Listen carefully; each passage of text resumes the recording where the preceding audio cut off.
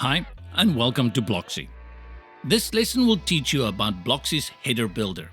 We've made it as easy as 1, 2, 3 to customize your website's header by giving you a choice of carefully crafted elements that you can place throughout your header.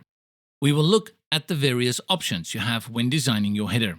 Let's go to the Blocksy Customizer to check out the options. In the Customizer sidebar, you will have the choice to access header settings. Once you've clicked the section, you'll be presented with our easy-to-use builder. On the left side of the screen, you'll have all the available elements that you can pick and customize. Please note, some elements are available only in our premium package. So if you don't see all the options that are presented in this lesson, you'll need to upgrade your subscription. On the right side of the screen, you are presented with our header components.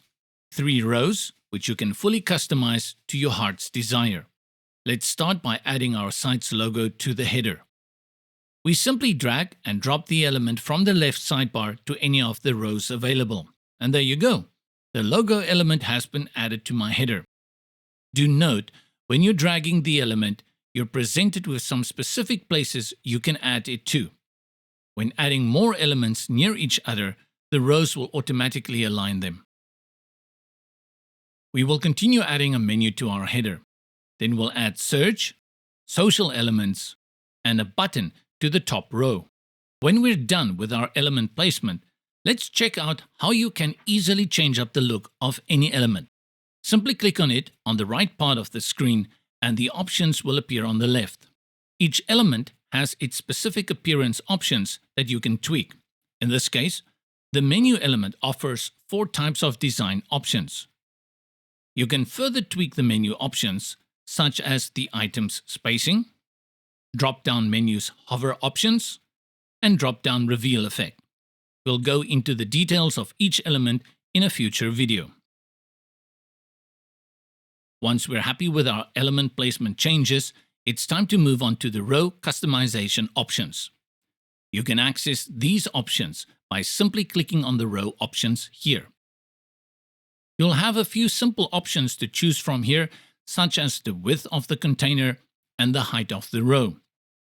In the Design tab, you'll be able to change the background of the row, show dividers if you wish, and even add a shadow to the row.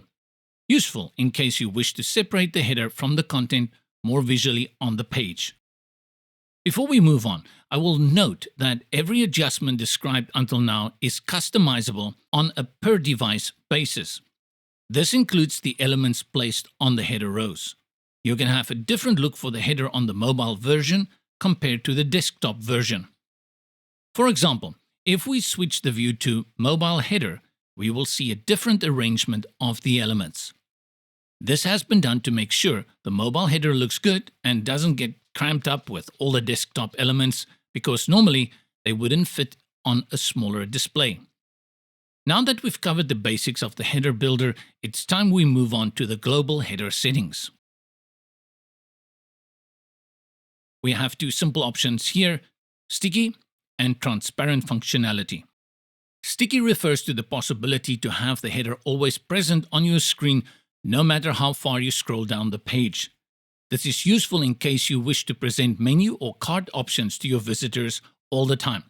Once we activate this choice, we are presented with a few simple choices that let us decide which of the header rows we wish to always remain on the screen. This leaves you with endless opportunities for customization and flows optimization for your visitors. There's also an effect switch that lets you display a cool animation whenever the header gets into the sticky position on the screen. Last but not least, you can enable the sticky header on a per-device basis, computer or mobile. Next up is transparency. This option is super simple to configure and understand.